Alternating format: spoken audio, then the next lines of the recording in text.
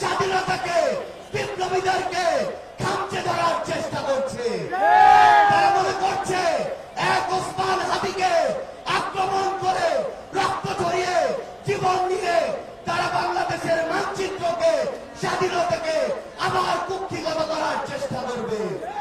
কিন্তু আমরা স্পষ্ট করে বলতে চাই, এই 24-এর অভ্যুত্থান পরবর্তী বাংলাদেশে প্রত্যেক স্বাধীনতাকামী, প্রত্যেক বিপ্লবী এক একজন ওসমান হাদি আবু সাইদের বুকে গুলি চালিয়ে সকল আবু সাইদদের দমানোর চেষ্টা করা হয়েছিল। কিন্তু এক আবু সাইদ এরপরে লক্ষ আবু সাইদে পরিণত হয়েছে। একইভাবে আগামীতে এক ওসমান হাদি লক্ষ ওসমান হাদিতে পরিণত হবে।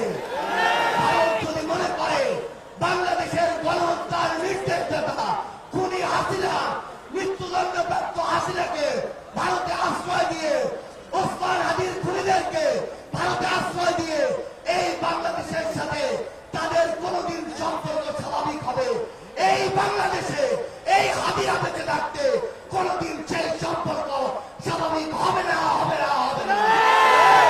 আমরা সর্বশেষ স্পষ্ট করে একটা কথা বলতে চাই, বাংলাদেশে থাকা ভারতীয় হাই কমিশন যদি বাংলাদেশের মানুষের আকাঙ্ক্ষা, চাওয়া পাওয়া, স্পিরিট ওই ভারতের কাছে তুলে ধরতে না পারে, তাহলে এই কমিশনের ওই মানুষদের ওই বিল্ডিং গুলোর এই বাংলাদেশে থাকার কোন অধিকার নেই।